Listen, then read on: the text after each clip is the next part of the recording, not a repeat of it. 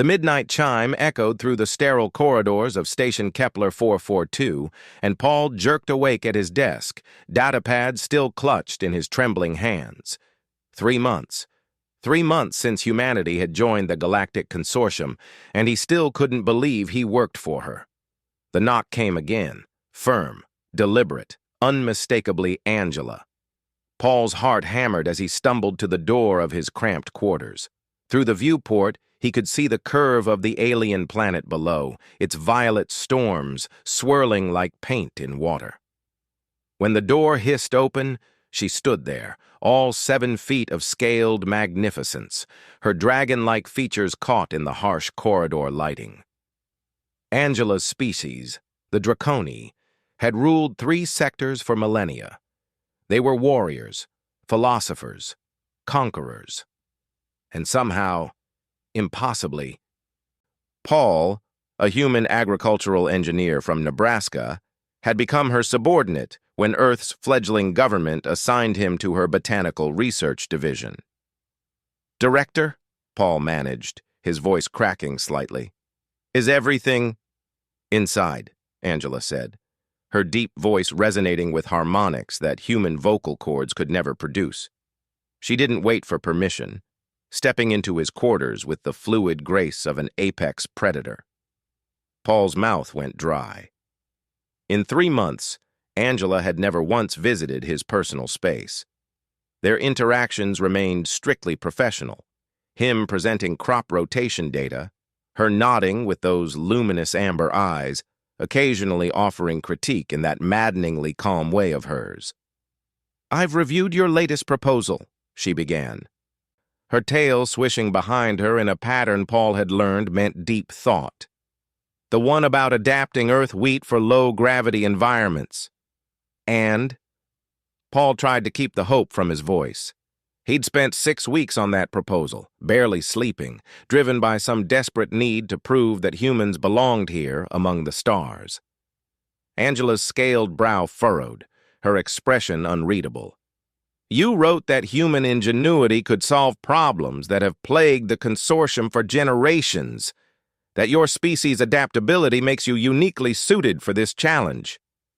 "Yes, ma'am. The data supports—" "Repeat that," Angela interrupted, her voice suddenly sharp.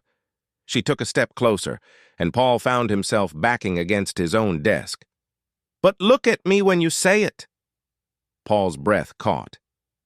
In Draconic culture, direct eye contact was reserved for equals, or challenges. Subordinates kept their gaze lowered. He'd learned that in his first week, had practiced the proper deference until it became second nature. But now Angela stood before him, her amber eyes blazing with something he couldn't name, waiting. Slowly, Paul raised his head, met her gaze, held it. "Human ingenuity," he said, voice steadier now, "can solve problems that have plagued the consortium for generations. Our adaptability makes us uniquely suited for challenges that others have abandoned as impossible." Something shifted in Angela's expression. Her lips pulled back, revealing rows of crystalline teeth. Not a threat display, Paul realized with shock, but a smile. "Do you know why I requested a human assistant?" she asked, her tone softer now. "The Consortium Council thought I was mad. The Draconi Expeditionary Fleet called it an insult to my lineage." Paul shook his head, not trusting his voice. "Because 300 years ago, I watched my people abandon a terraforming project on Sigma-7. The soil chemistry was wrong, they said. Impossible to fix. A waste of resources." She moved to his viewport, gazing down at the planet below. "Last month, I read a report about human colonists on Mars, how they'd turned red dust into farmland using nothing but recycled waste and stubbornness." "We're good at being stubborn," Paul offered weakly. Angela's laugh rumbled like distant thunder. "You're good at refusing to accept limitations.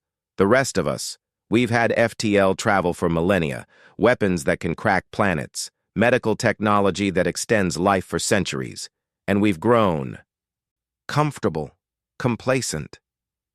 She turned back to him, and Paul saw something in her eyes he'd never expected. Respect. Humanity has been starfaring for less than a standard century. You still remember what it means to struggle, to improvise, to look at the impossible and say, "Not yet." Angela stepped closer again, but this time Paul didn't retreat. "Your proposal isn't just sound, it's revolutionary. And do you know what terrifies the Consortium Council?" "What?" "That you're right. That these newcomers, these humans who barely qualify for membership, might actually be better at certain things than races that have ruled the stars since before your species discovered fire." Paul felt a surge of pride mixed with vertigo. "So, you'll approve the proposal?" "I'll do better than that." Angela pulled a data crystal from her belt, pressed it into his palm. "I'm making you co-director of the entire botanical division. Equal rank, equal authority." "Director, I've only been here 3 months. I barely understand consortium protocols." "Protocols," Angela said, her voice taking on an edge, "are what the comfortable use to avoid change. I didn't ask for a human assistant to watch you bow and scrape and follow protocols. I asked for one because I hoped you'd remind me what ambition looks like." She moved toward the door, then paused. "Tomorrow, 0800 hours, we present your proposal, our proposal to the council. And Paul?" "Yes, ma'am?" "Stop calling me ma'am. My name is Angela. Use it." After she left, Paul stood frozen in his quarters, the data crystal warm in his hand. Through the viewport, the violet storms continued their ancient dance.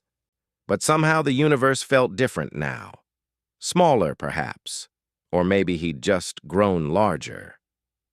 He thought about Nebraska, about the cornfields his grandfather had worked, about the impossible dream of touching the stars that had driven him through years of study and sacrifice. And he smiled. Humanity had arrived in the cosmos not with the biggest weapons or the fastest ships, but with something far more dangerous.